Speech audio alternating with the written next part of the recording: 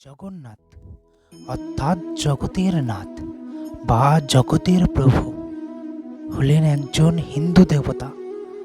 ভারতের প্রায় প্রত্যেকটি রাজ্যে এবং বাংলাদেশে তার পূজা প্রচলিত। জগন্নাথ হলেন হিন্দু দেবতা, বিষ্ণু বা তার অবতার, কৃষ্ণের একটি বিশেষ রূপ। তাকে তার দাদা বলরাম ও বোন সুভদ্রার সঙ্গে পূজা করা হয়। জগন্নাথের মূর্তি সাধারণত কাঠে তৈরি করা হয়। নিম্ববৃক্ষ বা নিম গাছের কাঠ দ্বারা বিগ্রহগুলো জগন্নাথ, বলরাম ও সুভদ্রাকে নির্মিত করা হয়।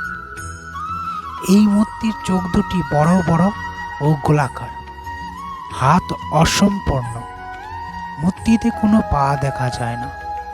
বিগ্রহে অসম্পূর্ণ হাত ও পায়ের অনুপস্থিতি নিয়ে নানা ধরনের মতবাদ এবং পবিত্র বিশ্বাস প্রচলিত রয়েছে।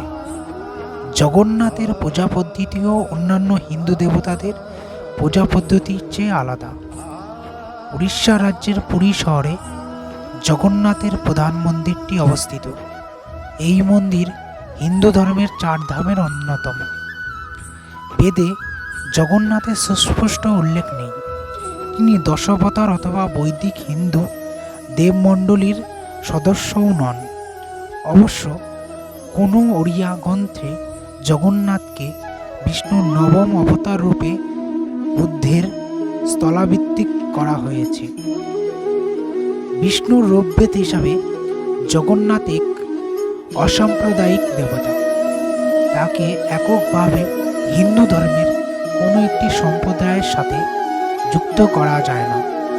বৈষ্ণব, শৈব, শাক্ত ও শাক্ত সকল শাখার অনুগামীরাই জগন্নাথকে পূজা করেন।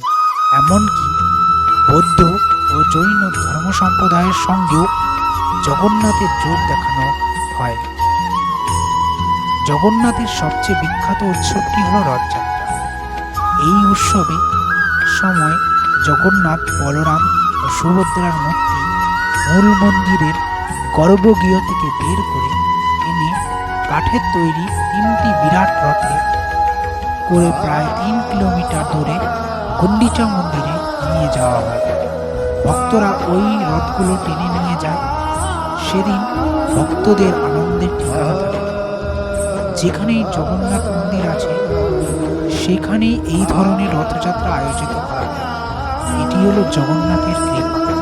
এই কৃপা নিয়ে ভিডিওটি শেষ করলাম এবং এই ভিডিও দ্বিতীয় পার্ট শীঘ্রই আসবে। এই ভিডিওটি লাইক, শেয়ার ও চ্যানেলটি সাবস্ক্রাইব করে রাখবেন। সবাই মিলে বলো জয় জগন্নাথ।